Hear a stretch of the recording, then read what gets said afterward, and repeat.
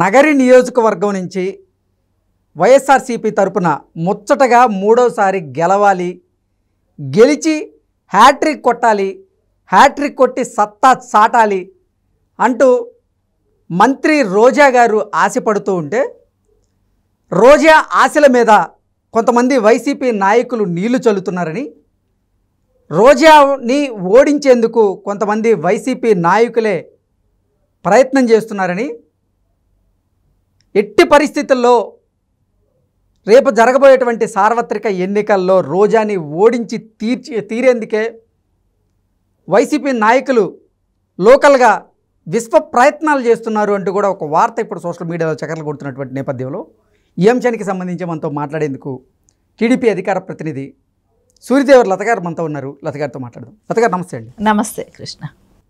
నగరి నియోజకవర్గంలో వైఎస్ఆర్సీపీ నుంచి ముచ్చటగా మూడోసారి గెలిచి హ్యాట్రిక్ కొట్టి సత్తా చాటాలి అంటూ మంత్రి రోజా గారు ఆశపడుతూ ఉంటే, మంత్రి రోజా గారి ఆశల మీద కొంతమంది వైఎస్ఆర్సీపీ నాయకులే నీళ్లు జల్లుతున్నారు. ఆవిడ్ని ఎట్టి పరిస్థితుల్లో ఓడించి తీరాలని వారు కంకణం కట్టుకున్నారు అంటూ కూడా ఒక వార్త ఇప్పుడు సోషల్ మీడియాలో చక్కర్లు కొడుతూ ఉంది.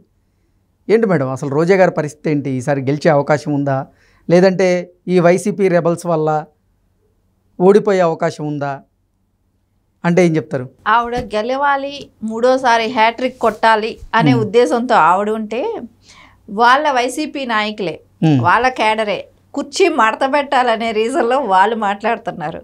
అవి ఈవిని ఈసారి ఎన్నికల్లో ఎలాగైనా సరే ఓడించాలని అయితే వాళ్ళ ప్రత్యర్థులు ఉన్నారు కానీ పార్టీ వాళ్ళే. సో వాళ్ళు ఎలాగైనా ఈవిని ఓడించాలని చూస్తున్నారు. ఎందుకు రోజా గారి మీద నగర నియోజకవర్గంలో వైఎస్ఆర్సీపీ నాయకులకి అంత వ్యతిరేకత వచ్చింది అంటే ఏం చెప్తారు? ఆవిడ చేసిన మనీ పులి ఏంటంటే, అక్కడ ఎక్కడికి అక్కడ క్వారీలు ఉంటాయి, చిన్న చిన్న క్వారీలు ఉంటాయి. సో వాళ్ళ దగ్గర డబ్బులు తీసుకోవటమే కానివ్వండి, అక్కడ షాప్స్ ఉంటాయి. ఇప్పుడు పుత్తూరు తీసుకోండి, అక్కడ కొన్ని షాప్స్ ఉంటాయి. ఆ షాప్స్ని అక్కడ తీయించేసి ఎందుకంటే చిన్న చిన్న వాళ్ళు ఏదో టీ షాప్లు ఇట్లాంటివి పెట్టుకుంటారు. అంటే వాళ్ళ దగ్గర కూడా డబ్బులు తీసుకోవటం, అంటే వాళ్ళ మీద కూడా ఆదాయం రావాలి. అట్లా ప్రతి మండలంలో కూడా ఇదే పని నడిపిస్తూనే ఉంది. అది కూడా కాకుండా జడ్పీగా ఎవరైనా అవకాశాల కోసం వెళ్తే వాళ్ళ దగ్గర 5 లక్షలు డిమాండ్ చేయటం, కొంతమంది దగ్గర డబ్బులు తీసుకొని వాళ్ళకి ఇవ్వకుండా పోవటం. ఇప్పుడు ఎక్కడైనా ఎమ్మెల్యేలు అంటే ఒకళ్ళే ఉంటారు ఏ నియోజకవర్గంకైనా, కానీ రోజా నియోజకవర్గంకి వస్తే 4 ఎమ్మెల్యేలు. ఆవిడ ఒక ఎమ్మెల్యే, వాళ్ళ అన్నలు 2 ఎమ్మెల్యేలు, వాళ్ళ భర్త ఒక ఎమ్మెల్యే, అలా ఒక 4 ఎమ్మెల్యేలు ఉంటారు. 4 ఒక్కొక్క మండలాలను ఒక్కొక్కళ్ళు పనిచేసుకొని వాళ్ళ కలెక్షన్స్. సరే, ఈమె చేసే సొమ్మంతా ఎక్కడ దాస్తుంది అంటే తమిళనాడులో. ఎందుకంటే ఇక్కడ దాస్తే, ఎందుకంటే వాళ్ళ ఆయన తమిళనాడు అక్కడ ఉంటాడు కాబట్టి, చెన్నైలో ఉంటుంటాడు కాబట్టి, ఎక్కువ బాగా అటు ఇటు తిరుగుతుంటాడు కాబట్టి అక్కడ ఆస్తులు కొంటే ఎవరికీ తెలియవు. సో రేపొద్దున ఇక్కడ ఏదైనా తేడా వచ్చి వెళ్ళిపోవాలంటే చెన్నైకి వెళ్ళిపోవచ్చు, మకాం మార్చచ్చు అనే ఒక ఉద్దేశంతో తన తమిళనాడులో ఇన్వెస్ట్ చేయటమే కానివ్వండి, అక్కడ పొలాలు కొనటం కానివ్వండి, సో ఫ్యాక్టరీస్, స్టీల్ ఫ్యాక్టరీ లాంటివి, షుగర్ ఫ్యాక్టరీస్ లాంటివి, ఇలాంటి ఫ్యాక్టరీస్ కూడా అక్కడ కొంటాలే కానివ్వండి, ఇవన్నీ కూడా చేస్తూనే ఉంది. ఇంకోటి ఏంటంటే, ఇక్కడ లోకల్గా తీసుకుంటే కూడా ఎప్పుడు కూడా ఆ జిల్లా నాయకులతో కూడా పెద్దగా ఎవరితో కూడా మంచిగా ఉండదు. ఎప్పుడు కూడా ఈవిడ ఈగో ప్రాబ్లమ్స్ ఎక్కువ. ఆయన పెద్దిరెడ్డి రామచంద్రారెడ్డి సీనియర్ పొలిటీషియన్, ఆయన పలు దఫాలు మినిస్టర్గా పనిచేసిన వ్యక్తి. ఆయనకి అగేనిస్ట్గా ఈవిడ వర్గం వేరు, ఆయనతో పోటీ పడే తత్వం ఈవిడిది. సో ఆయన ముందు ఈవిడ కుప్పగంతులు ఎంతవరకు ఉంటాయి? ఆయన చాలు రేపు ఈవిని ఓడించడానికి, ఈవిని ఓడించడానికి పెద్దిరెడ్డి గారు కూడా ముందడుగు వేస్తారు. ఎందుకంటే ఎప్పుడు కూడా వాళ్ళకి పడదు, ఎప్పుడు కూడా కాదు. ఈవిడ మినిస్టర్ అయిన తర్వాత తలపొగురు ఎక్కువ అయింది. సో వాళ్ళ జిల్లా నాయకులతోనే కూడా సవ్యంగా ఉండదు. అది కూడా కాకుండా ఈవిడ మండలాలకు తిరుగుతుంది.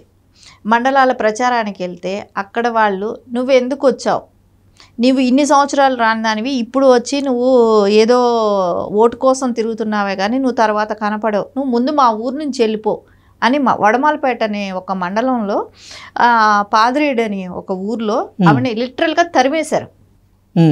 ఊర్లో అడుగు పెట్టంగానే వెళ్ళిపోమన్నారు. అని అంటేనే అర్థమైపోతుంది కదా ఆవిడ ఎట్లాంటి ఇన్ని 10 ఏళ్ళు ఆవిడని ఎంత కష్టంగా భరించారు. ఒకవేళ ఆవిడ గెలిచింది అనటానికైనా ఒక రీజన్ ఏమైనా, ఒక పెద్ద మెజారిటీతో ఏమైనా గెలిచిందా? ఏమీ లేదు. 600 ఓట్లు మెజారిటీ, ఒకసారి 2000 మెజారిటీ. ఈ మెజారిటీతో గెలవటం కూడా పెద్ద గెలిపేనా? దానికే అంత పొగరు చూపిస్తే నిన్ను ఓడించటం ఎంత టైము? సో నీ పార్టీ వాళ్ళు వ్యతిరేకం ఇప్పుడు ఎక్కువ ఉంది, వాళ్ళే ఓడిస్తున్నారు కదా, నిన్ను ఓడించడానికి వాళ్ళే ట్రై చేస్తున్నారు, వాళ్ళే అంటున్నారుగా కుర్చీ మడత పెట్టి నిన్ను పంపాలని చెప్పి. సో ఈ నగిరి నుంచే నిన్ను పంపేసే ప్రయత్నాలు సో వైసీపీ క్యాడరే చేస్తుంది. సో తెలుగుదేశం కంటే గాలి ముదికృష్ణ నాయుడు గారు ఉన్న దగ్గర నుంచి కూడా పుత్తూరు నగిరి నియోజకవర్గాల్లో కొంచెం ఆయనకి బలమైన నాయకుడిగా కానివ్వండి, ఆయనకు ఒక ఇమేజ్ ఉన్న నాయకుడు. అలాంటి ఆయన ఒకసారి ఆయన 600 మెజార్టీతో ఓడిపోవటం జరిగింది. తర్వాత వాళ్ళ కొడుకు భానుప్రకాష్ ఆయన ఎమ్మెల్యే క్యాండిడేట్గా లాస్ట్ టైం నిలబడినప్పుడు కూడా 2019లో సో ఆయన కూడా తక్కువ మెజార్టీతోనే ఓడిపోవటం జరిగింది.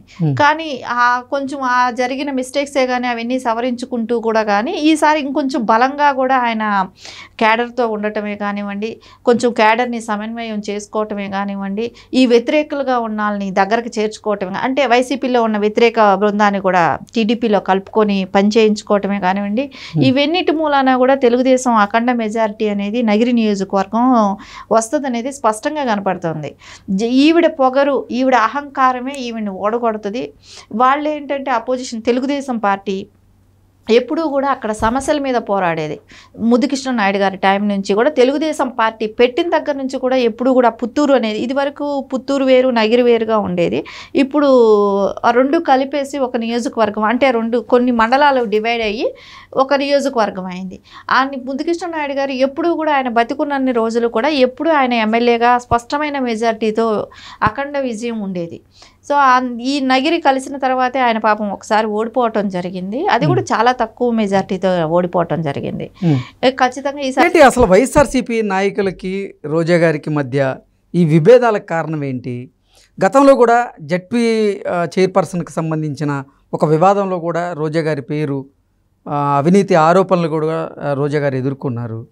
ఏంటి ఇవన్నీ వెరసి అసలు రేపు జరగబోయేటువంటి ఎన్నికల్లో రోజా గారి పరిస్థితి ఎలా ఉండబోతోంది? వాళ్ళందరూ కూడా ఎవరైతే వ్యతిరేకులు ఉన్నారో ఇప్పుడు జడ్పీ చైర్మన్ల కాడ నుంచి మండల అధ్యక్షుల కాడ నుంచి అందరూ కూడా జగన్మోహన్ రెడ్డిని కలవటానికి తాడేపల్లి వరకు కూడా రావటం జరిగింది. వస్తే ఆయన సమన్వయం చేస్తాడా అని కాదు కానీ క్యాండిడేట్నే మార్చమని అడగటానికే వాళ్ళు వచ్చారు. ఈవిని అనౌన్స్ చేసిన తర్వాత కూడా వచ్చారు ఆయన దగ్గరికి, కానీ ఆయన అసలు వీళ్ళని పట్టించుకోలేదు, వీళ్ళని గురించి ఆలోచించకపోయేటప్పటికి వీళ్ళని కలవలేదు కూడా, లిటరల్గా కలవనప్పుడు వాళ్ళు వెళ్ళిపోయారు కూడా. సో వాళ్ళకి ఏంటంటే ఇప్పుడు ఈవిడ పట్టించుకోక అధ్యక్షుడు పట్టించుకోనప్పుడు వాళ్ళు ఎందుకు ఈ పార్టీకి పనిచేయాలనుకుంటారు? ఖచ్చితంగా వాళ్ళకైతే ఇంట్రెస్ట్ ఉండదు పని చేయడానికే కానివ్వండి. ఎందుకంటే ఎవరు మనల్ని గుర్తించినప్పుడు వాళ్ళకి ఒక రెస్పెక్ట్ అనేది ఉంటుంది, సెల్ఫ్ రెస్పెక్ట్ అనేది ఏ పార్టీ నాయకులకైనా అది కావాలని కోరుకుంటారు. అది లేని చోట వాళ్ళు ఎందుకు పనిచేస్తారు? వాళ్ళకి అవసరం కూడా లేదు. కాబట్టి ఖచ్చితంగా వాళ్ళు ఇప్పుడు ఓడించాలి, జగన్మోహన్ రెడ్డికి కూడా ఓడించాలి. అహంకారం ఏంటి? ఇప్పుడు ఒక కార్యకర్తలుగా మేము వెళ్తే మాకు సమాధానం చెప్పకుండా ఇలా చేసినప్పుడు వాళ్ళకి ఖచ్చితంగా బాధ ఉంది. కాబట్టి జగన్మోహన్ రెడ్డిని కూడా ఓడించాలనే ఖచ్చితంగా అయితే పనిచేస్తున్నారు అక్కడ. Okay okay madam, thank you so much. Thank you.